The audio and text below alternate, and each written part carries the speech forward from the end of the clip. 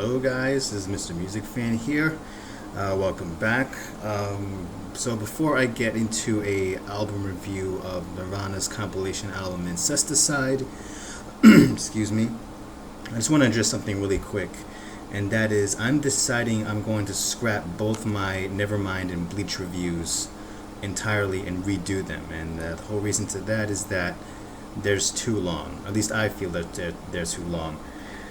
And plus also, like, recalling of how I often use the track-by-track reviews, I'm thinking of doing something different with them in the next couple of reviews from now. Maybe not with Nirvana, but certainly with future artists that I decide to review. But for now, I'm gonna scrap both those album reviews and then redo them from scratch when I get the time. Hopefully by sometime this weekend. But anyway, that's the news for now. Let's get into Incesticide, Nirvana's first ever compilation album. Was released in 1992 by Geffen Records as a way of trying to keep Nirvana viable in the marketplace.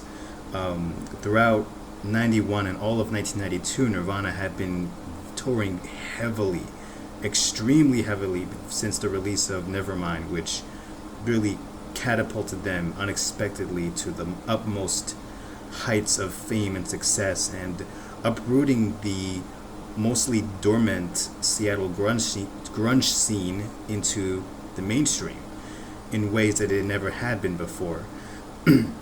So trying to kind of continue to capitalize on the success of Nirvana, if I heard correctly, or if I read correctly actually, Geffen wanted the band to create another album of original material, but because the band was just so exhausted from touring, like so extensively to the point of just sheer exhaustion, they decided not to do so and instead compile an album full of their oldies, full of B-sides from various Bleach recording sessions and other songs that were released on various singles around the late 90s and late 80s and early 90s, and compile an album together and release Incesticide as a result.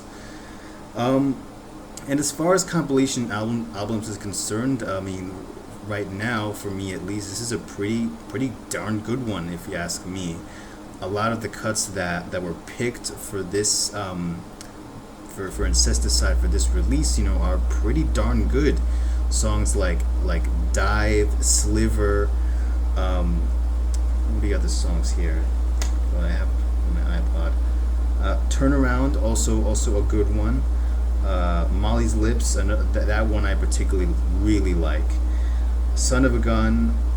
There's also a electric band version of the song Polly, which is in stark contrast to the original Polly acoustic song from Nevermind. And other songs like Big Long Now and Aneurysm, which are just really pure in its depthness and its primalness of Kurt Cobain's emotions. And and other songs off of this compilation are really kind of hit or miss for me. Like, when I say that, I mean songs like Mexican Seafood is kind of a hit or miss there. Let me remove my earphones here.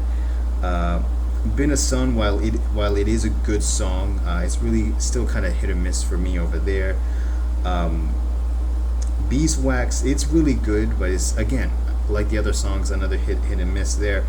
And it's mostly because, like, the flow is really not that consistent with this album, and of course it's for obvious reasons that this was compiled together of being a compilation album that can keep fans at bay while Nirvana was recovering from their touring exhaustion by this point. And as far as compilation albums is concerned, like, I love a lot of the songs off here. Obviously the first couple of songs, Dive and Sliver, were released on a single, the Sliver single, that was released around 1990. And apart from the other songs that I've mentioned, only the songs Aero Zeppelin, Hairspray Queen, and Big Long Now are like the three songs off this whole compilation that are up to this point unreleased. But they finally see release on this album, being included on this album.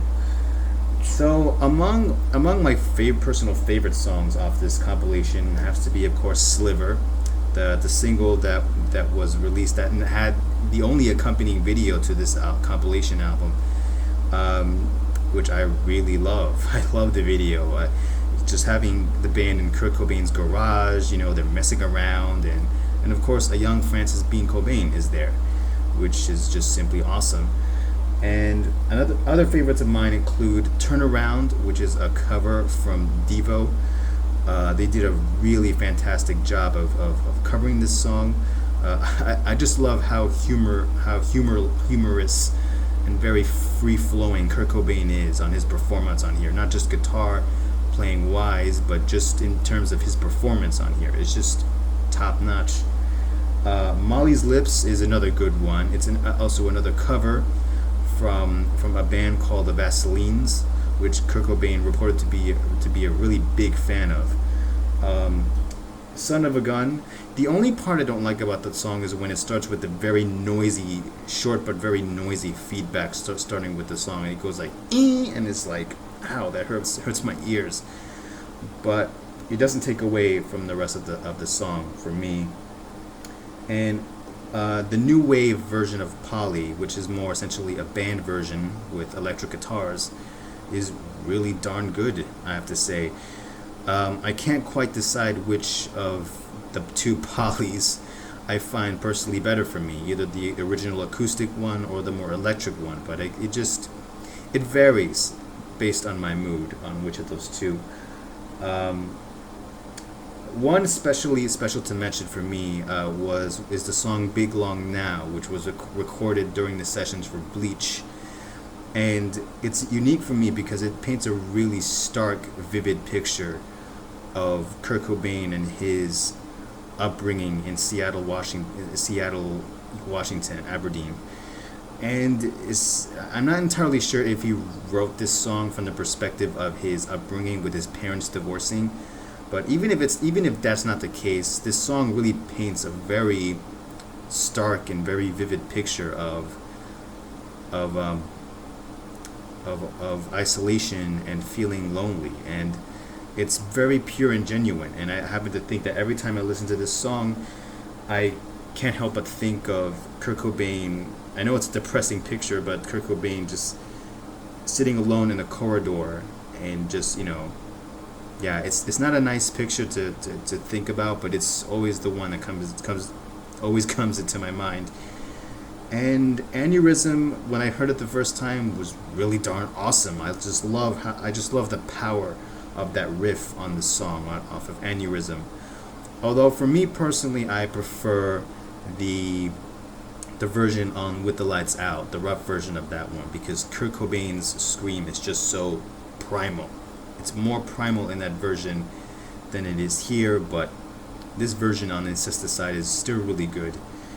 So, not much I can say about this compilation album. I definitely like songs like Aero Zeppelin, Hairspray Queen. I like a lot. With Chris Novoselic doing that up and down the bass neck of his bass guitar. But other than that, there's not really much to say about this compilation album. It's pretty good. I definitely really like it, but it's not really up to par with other compilations albums that I've heard. And I'm not much of a compilation album person unless there's something unique about that compilation. But then again, just my own personal view. So overall, I give the Incesticide a decent 3, or rather a decent 3.5 out of 5. It's really not the worst thing I've ever heard of the band, but it's pretty good. That's all I have to say. So these have been my thoughts on Incesticide. As always, leave your comments below, and I will see you next time. Mr. Music Fan, take care, guys.